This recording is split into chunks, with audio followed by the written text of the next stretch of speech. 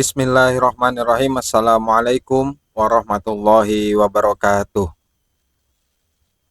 Selamat malam para jamaah Majelis Taklim YouTubiah. Bertemu lagi di channel Majelis Taklim YouTubiah, channel yang dibuat untuk berbagi ilmu yang admin punya ya. Dimana di sini admin membaca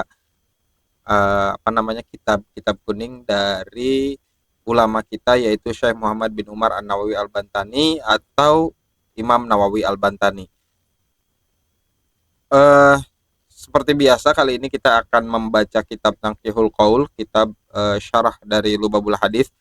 Tapi yang belum subscribe channel ini, silahkan diklik dulu tombol subscribe-nya, nyalakan loncengnya, ditonton videonya sampai habis, dan jangan lupa like, share, dan komennya. Juga yang sudah subscribe silahkan untuk berlangganan dulu sebesar Rp5.000 untuk melihat channel ini lebih jauh lah ya, kurang lebih seperti itu. Nah, baik, kita akan mulai pembacaan kitab untuk kali ini. Sebelumnya, pada video sebelumnya kita membahas tentang pendahuluan dari bab doa yang dibahas oleh Imam Nawawi Banten. Baik ya, kita mulai saja dengan hadis yang pertama dari keutamaan doa. Bismillahirrahmanirrahim. Wa qala an-nabiyyu sallallahu alaihi wasallam, dan dikatakan oleh Nabi Muhammad sallallahu alaihi wasallam, ad-du'a'u, doa itu mukhul ibadah, inti dari ibadah. Apa maksud dari hadis ini? Dijelaskan kemudian oleh Imam Nawawi Al-Bantani, ai khalisuha, atau murninya ibadah. Jadi inti atau intisari dari sebuah ibadah sebenarnya adalah doa. Nah, hadis ini diriwayatkan oleh Imam At-Tirmidzi.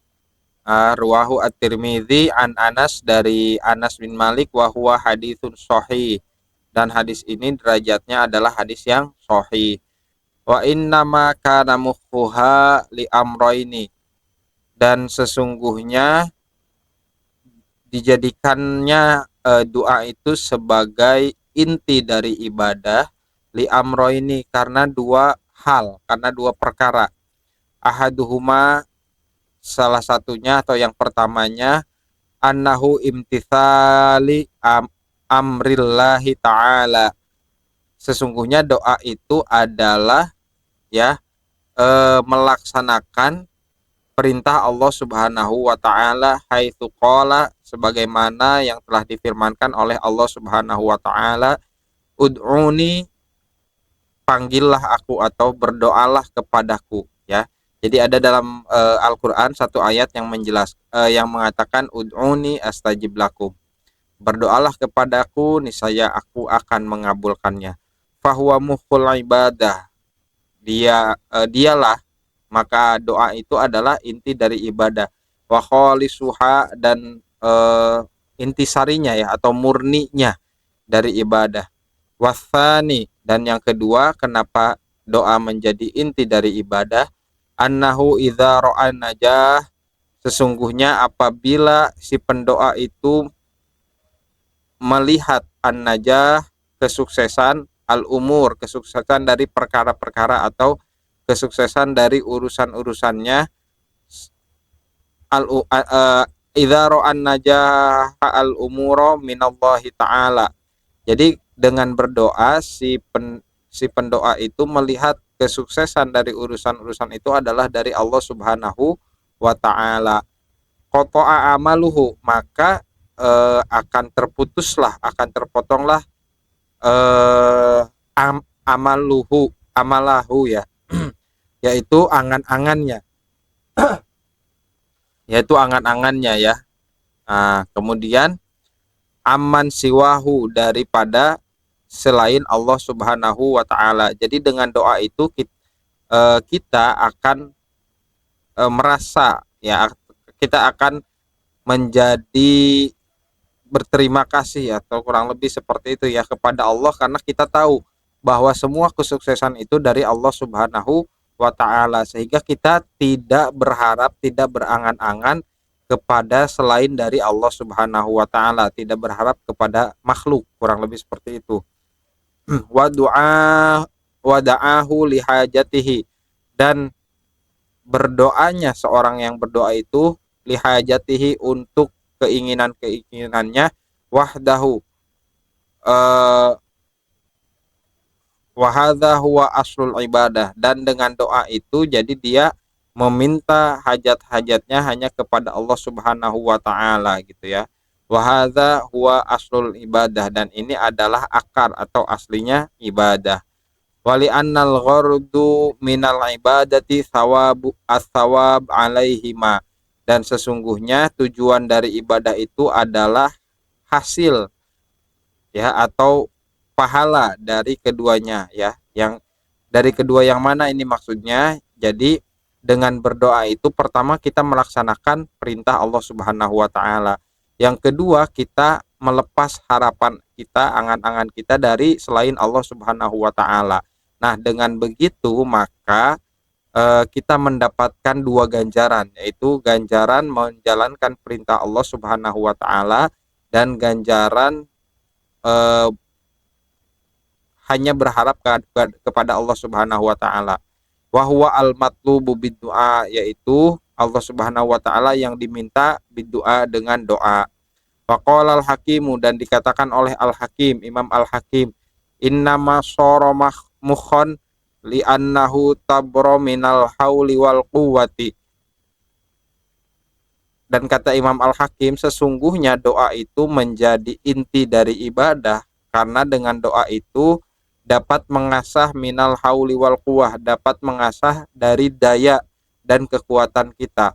Wa'tirofu, dan pengenalan atau dan pengakuan bi annal asya, karena segala sesuatu kullaha lahu ta'ala, segala sesuatu itu semuanya adalah milik Allah Subhanahu wa ta'ala, wa taslimu ilaihi, dan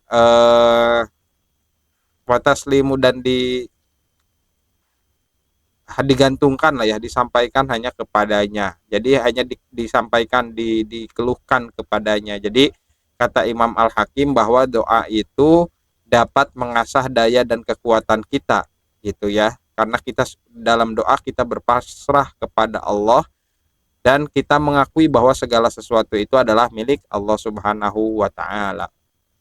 Kemudian qala Sayyidi Asy-Syaikh Abdul Qadir, dan telah dikatakan oleh tuanku ya Sayyidi Asy-Syaikh Abdul Qadir, dikatakan oleh Syekh Abdul Qadir Al-Jailani, wal adabu fid du'a, adapun adab dalam berdoa, ayyamudda yadaihi, untuk merentangkan ya kedua tangannya, wayah mada wayah madallah wayah madallah ta'ala, dan memuji Allah Subhanahu wa ta'ala, wa yusolli ala nabi, dan berdoa dan bersolawat atas Nabi Sallallahu alaihi wasallam, Nabi Muhammad Sallallahu alaihi wasallam. Tsumma yas'alu, kemudian dia meminta hajatahu, keinginan-keinginannya, wala yanzuru ilas sama, dan janganlah yang berdoa itu melihat ke arah langit. Fi hali du'aihi, dalam kondisi dia berdoa. Wa idza faragha, apabila selesai dia berdoa, masaha yadaihi, maka usaplah kedua tangannya, ala wajhihi, ke wajahnya ya. Lima ruya anin Nabi Shallallahu alaihi wasallam annahu qala,